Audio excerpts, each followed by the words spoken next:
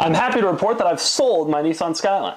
But before I move on, I've decided to make one last video that sums up my Skyline ownership experience. First up, driving experience. The Skyline is one of the most enjoyable to drive cars that I've ever owned. It just had the perfect amount of power, and the steering wasn't so over-assisted like it is in so many modern cars.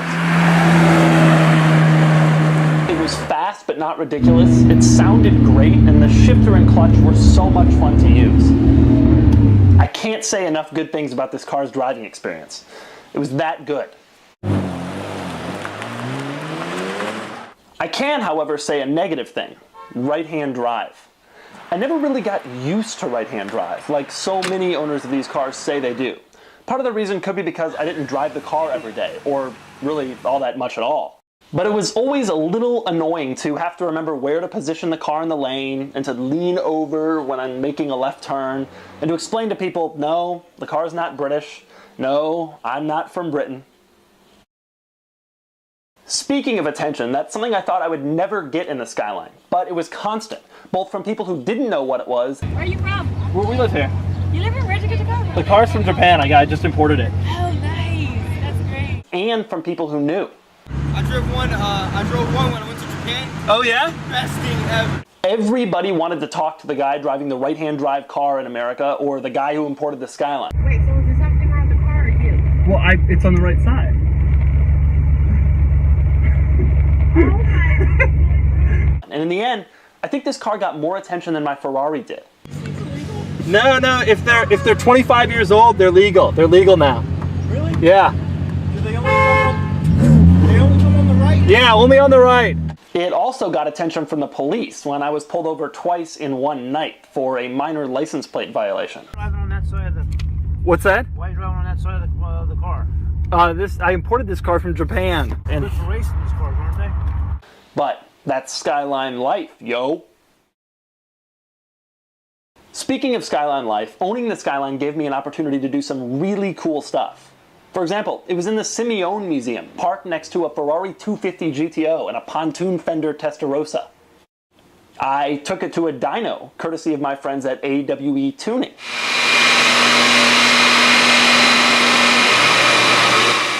And we discovered that it had a lot more power than advertised. 281 horsepower at the wheels. Yeah. And I had a lot of fun comparing it to some other cars over the last year or two. So which one should you get? The Scion Justy GL. And don't even get me started on the engines.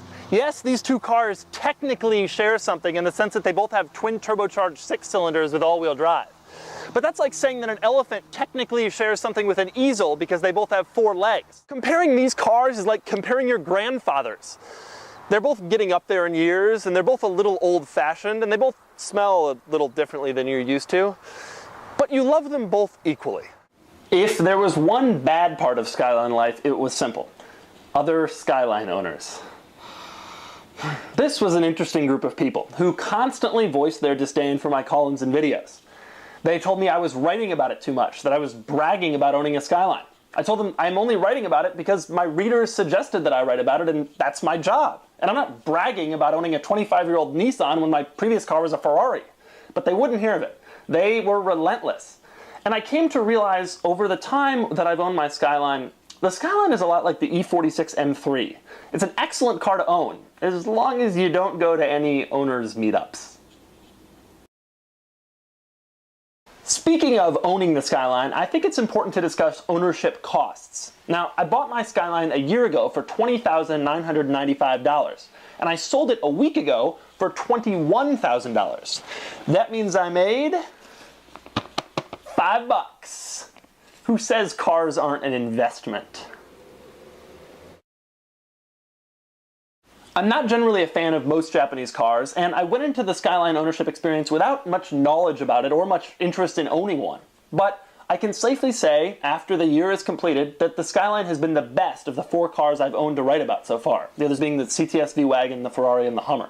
It was fun to drive, it was understated, it was exciting, and it cost me virtually nothing to own.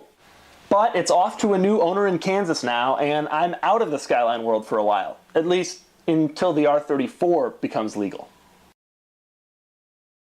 You are about 5 feet over the line. Really? Nah.